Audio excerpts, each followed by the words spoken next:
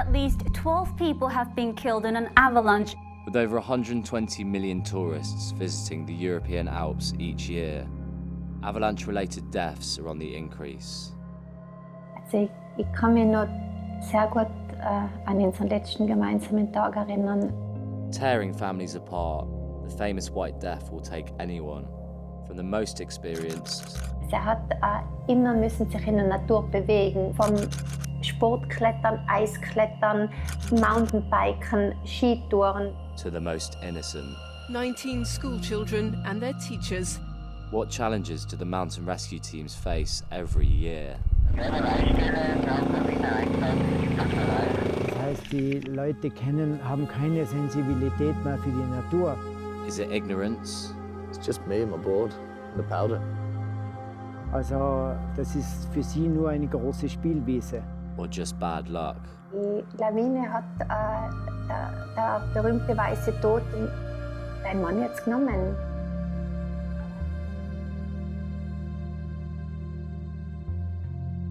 Hey, it's all about the snow, it's all about the partying, man. That's what we're here for. Meet Scott. He's been living and working out in Austria for the past 5 seasons. Snowboarding is sort of just a hobby. It's something that inspires me. But what does snow safety really mean to him and to other young people? And what do they consider to be the biggest killer in the mountains? Probably people that don't know what they're doing. Do you think you were like that, ever? No, I like to think I know what I'm doing when I'm up there.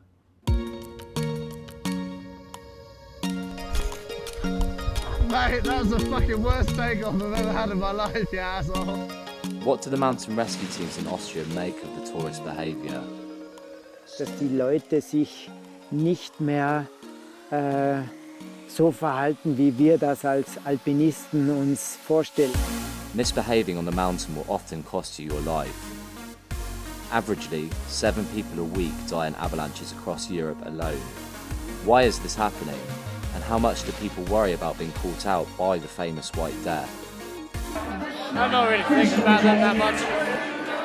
To be honest, it's no biggie. Shit happens. Safety is no laughing matter. Is the reliance on tourism for economical support clouding the need for education? We are really heavily depending on tourism, so most of the tourists come because of the mountains and they want to witness the wilderness and everything. Scott's never been caught out by an avalanche, but how will he feel when he meets someone who survived the White Death? With just a 27% survival rate, fellow season worker Robbie is extremely lucky to be alive. What do you remember from the whole thing that happened to you?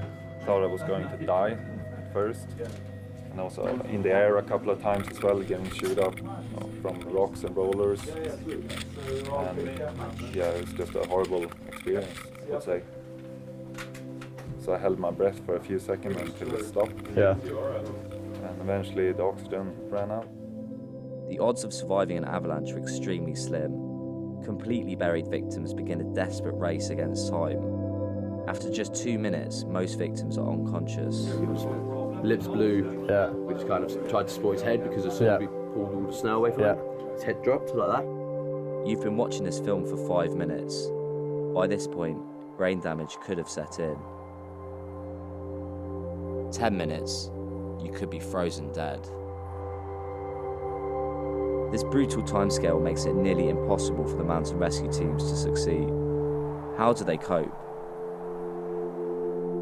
Peter Weider, the head of the mountain rescue teams in Tyrol, runs international training days with the German and Polish mountain rescue services.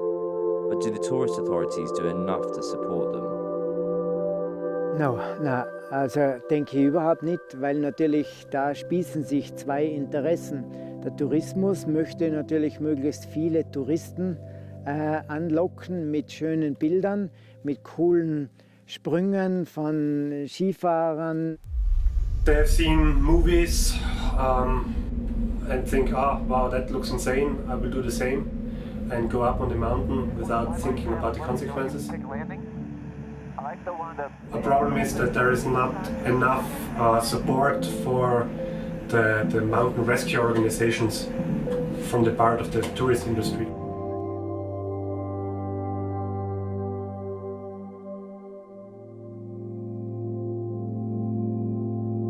This lack of support not only endangers the tourists, but also the experts who risk their lives every day. Avalanches can catch anyone out, even the most experienced. Weil es ein Sonntag war.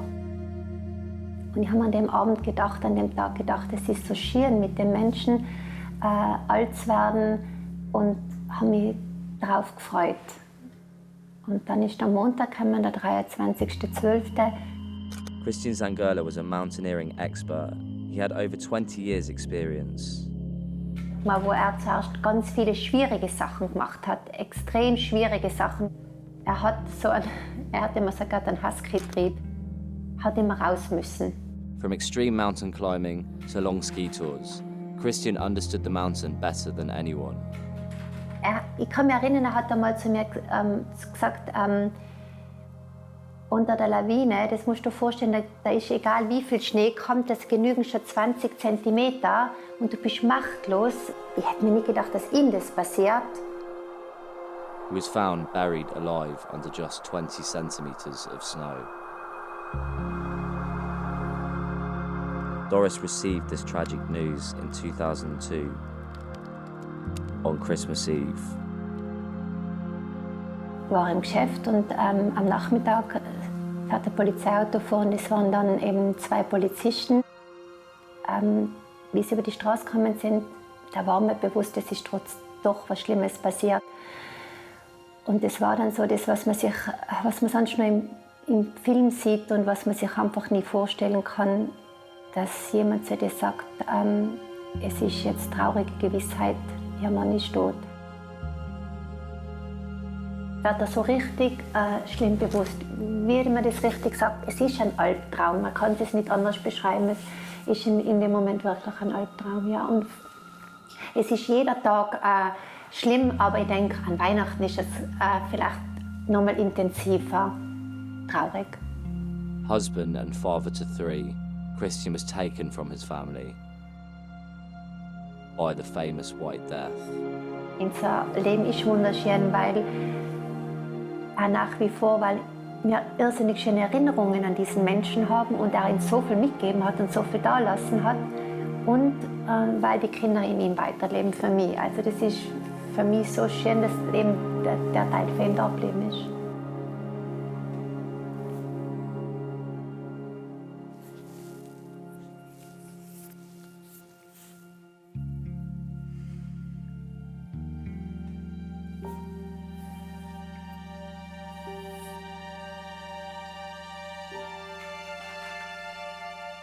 This tragic end can happen to anyone. What would it take to enlighten those who believe they are invincible? Scott has come along to witness some avalanche training, but what he doesn't know is that he's been conscripted to be a victim in an avalanche training mission, and he's not happy. I'm not ready for this, man.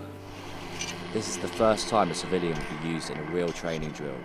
With such poor visibility, the rescue teams will be working against the clock to rescue Scott. It's danger for Scott and maybe for us. We know we are in a strange area here. Claustrophobia, panic attacks and blackouts are a very real threat.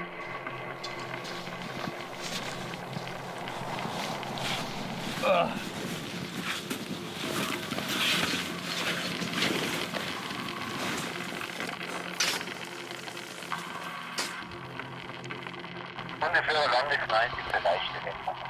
Ja, Hundeführer Landex 90 kommen. Ja, der Leitstelle, wir haben der Wiener Einsatzbereich Bennett, Gipfelbereich.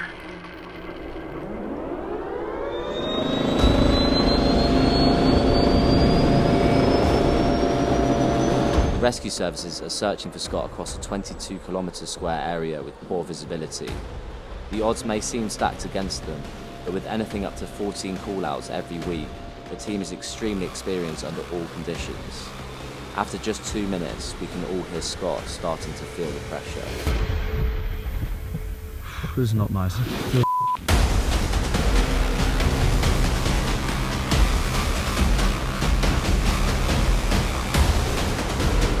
This is when they get out of here.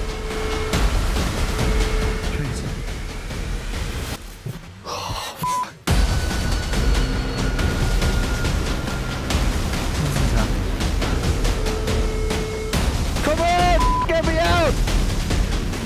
been 5 minutes. Scott's gone silent.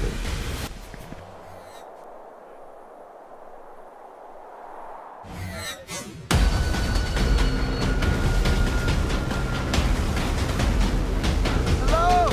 Come on, I can hear you. Come on! Get me out of here!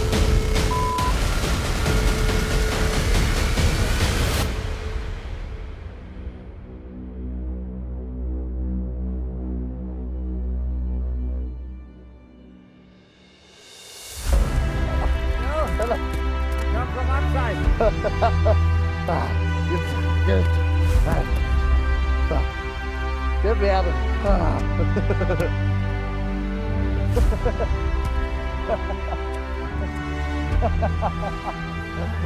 For those who risk their own lives to protect us, there should be nothing but respect and support for them. For those that have lost loved ones to the famous White Death, they should be remembered and mourned. And for those who think it will never happen to them, we hope this film will change your perception. However long you're stuck down here, it's not nice. It's just an experience you don't want to have. So guys, think smart, don't be stupid.